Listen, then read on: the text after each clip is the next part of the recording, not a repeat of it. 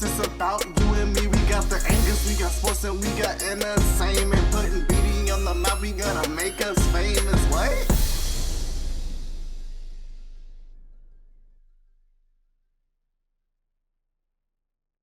Hello Giants, I'm James Barker. And I'm Madison Guymon. And today we're here to talk about the misrepresented. Misrepresented means to give a false representation, usually with the intent to deceive or to be unfair.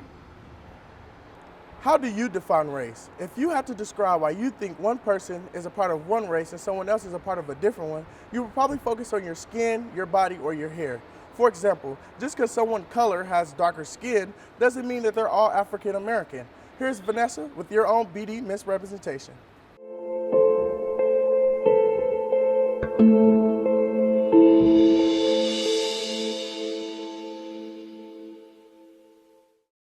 When it comes to BD, many people do not understand what Giants are capable of, academically or athletically, and we must continue to prove them wrong. We are the Ben Davis Giants.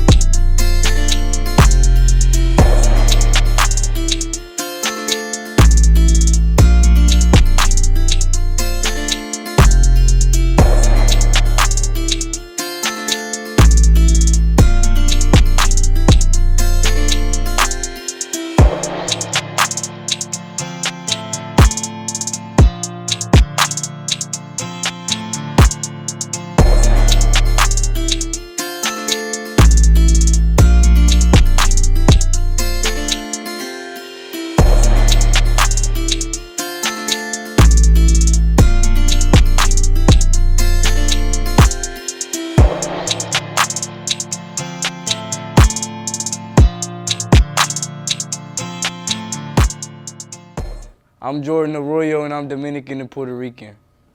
My name is Jimmy, and I'm Haitian. Normally, people think that I'm black and white, or I'm just black.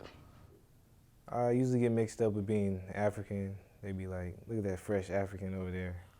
Personally, my first language is English, but the Dominican culture and my family, they speak Spanish, but they also know English as well.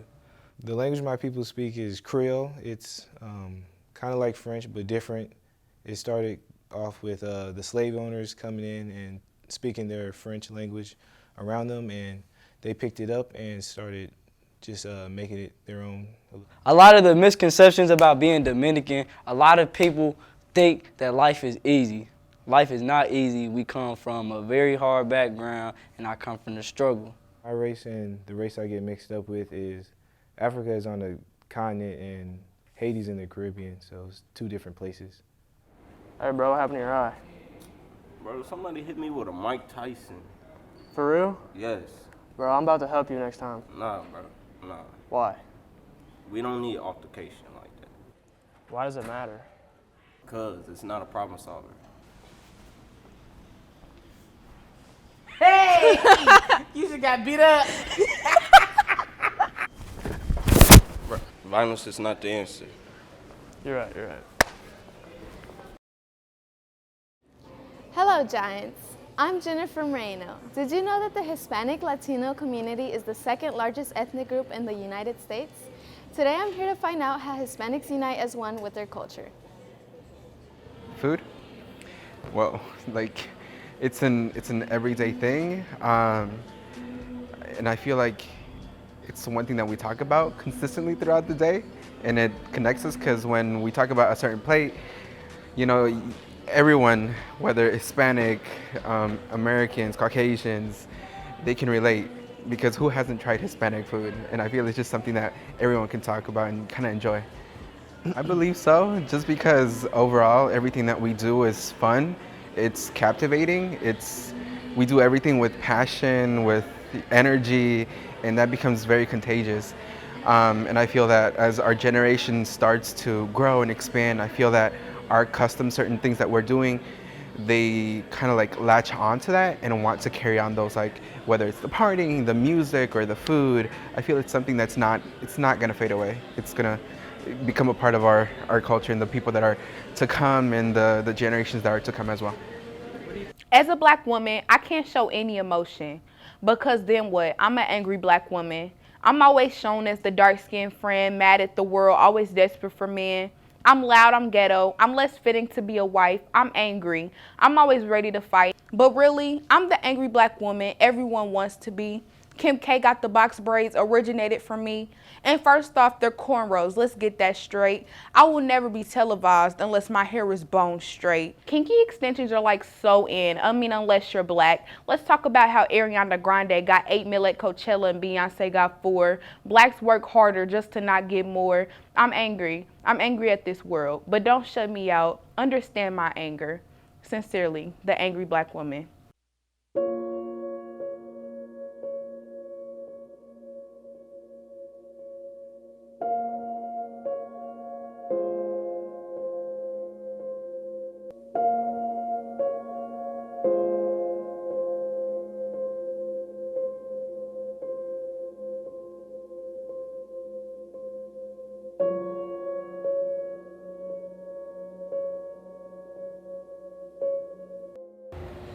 Your morals and beliefs make you the person you are. Who and what you follow makes up your political identity. How do you define yourself?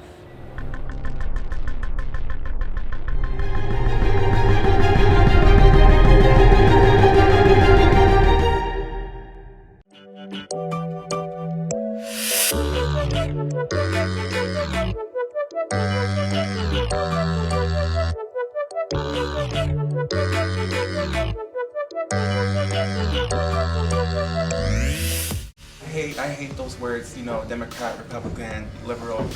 I mean, I'm a person on this earth that's just trying to live their best life. I just don't feel like our opinions should be separated into 2 categories. Yeah, it's just opinions. It's opinions. We all believe different things. It's just not 2 categories. That's how voting goes. It's backed up on culture. It's culture, religion.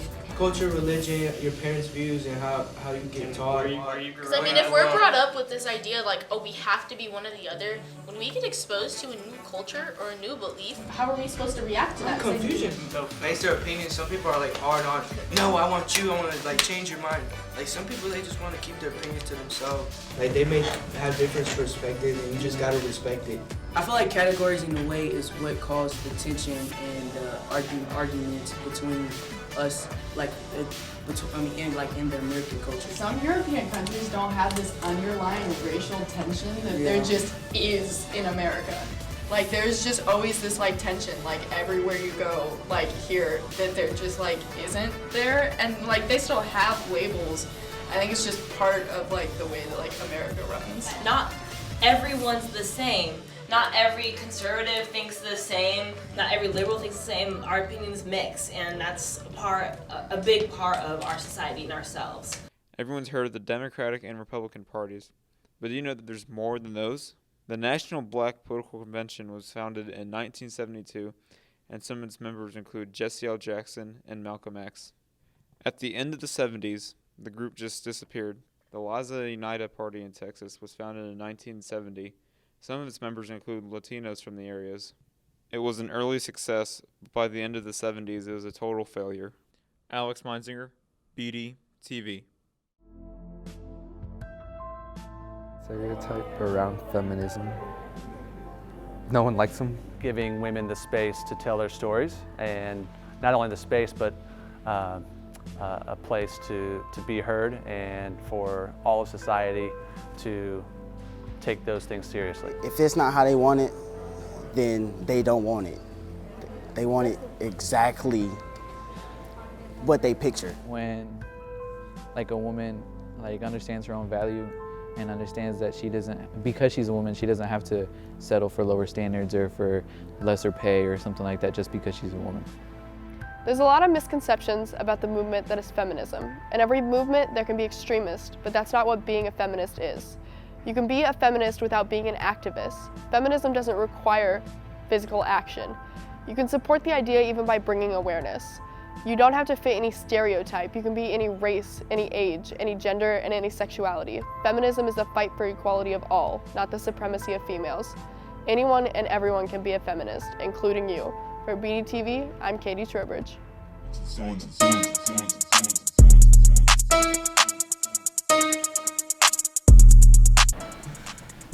But yeah, I just think that we need to respect our right to bear arms, man.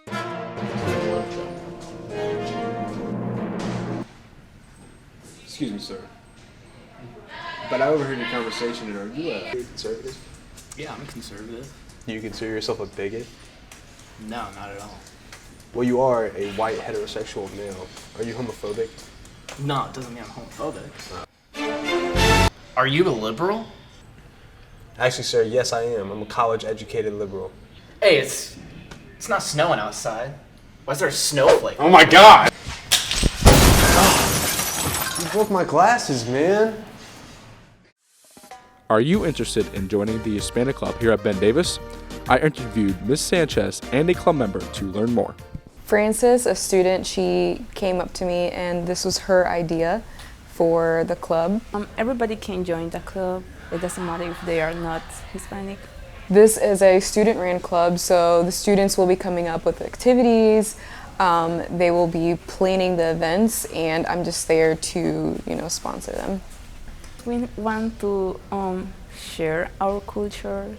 A third of our population here at Ben Davis is Latino, so we just wanted to share more information on how vast and how diverse our culture is. You can join us every Wednesday after school at 3:30 in room S205. Todos están invitados a unirse a la Asociación de Estudiantes Hispanos todos los miércoles de 3:30 a 4:30 en el salón S205. We have heard about ethnicity and political identity. But now let's talk about some solutions. This can be as simple as engagement, involvement, guidance, or some inspiration.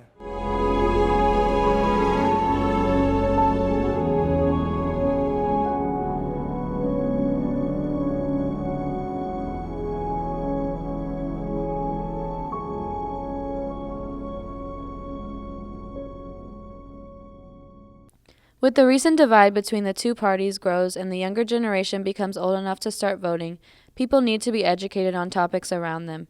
Here is some recent information you need to know about Indiana politics so you're ready for what is coming up in the future.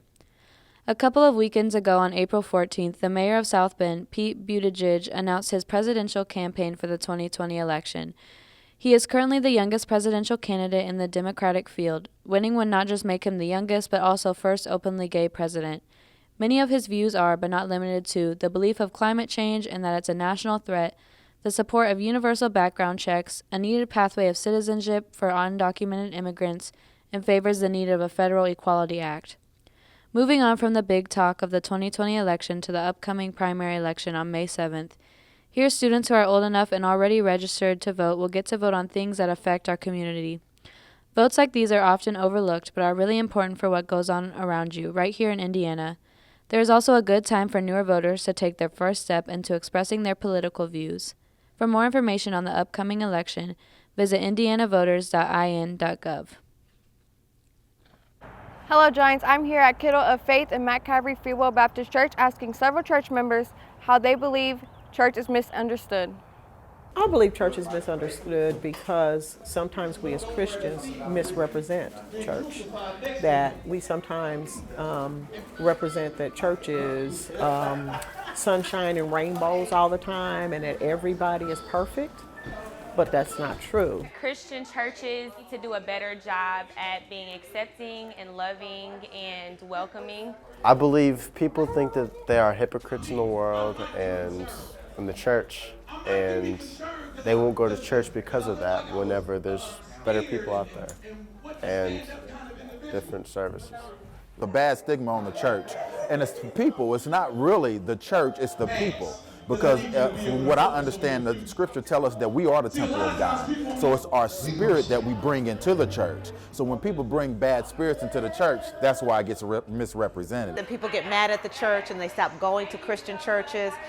Things happen to people at the Walmart. They don't stop going to Walmart, but they stop going to church and they blame the church for so many things. But I believe that the Christian church is just a representative of love. 2 hours away from Indianapolis lies Gary, Indiana, where very few make it out and become successful. a city filled with violence, drugs, and misfortunate families. Under all the negative publicity this city gets, there are many who want to get out and have a chance at a better life.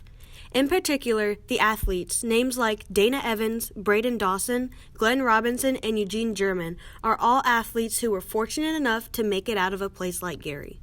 But with recent events in these past few years, it has been harder for high school athletes in the city to become successful. Due to my school being a basketball-dominated school, they didn't give me or the football team the acknowledgement, respect, or support that we deserve.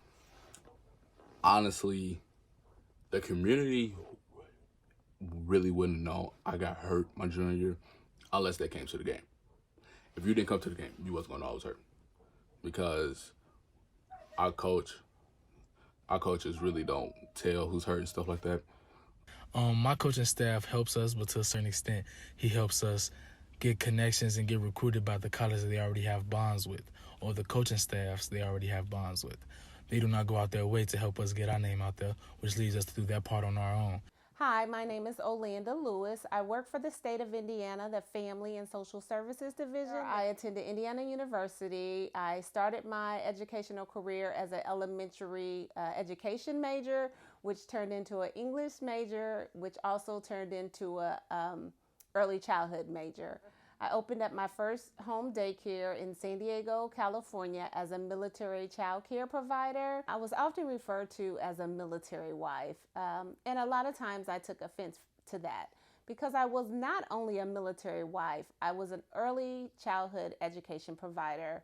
I went to school to provide care for families of service members who were oftentimes away from their kids for long periods of time. My job, although to some people may not look as an important position, but I make sure that the care for all of the children from age birth to 5 years old are in state-mandated child care programs and are offering the top quality care for all of our children in the state of Indiana. To any person, no matter what your career choice is, don't ever allow yourself to feel misrepresented in your career choice.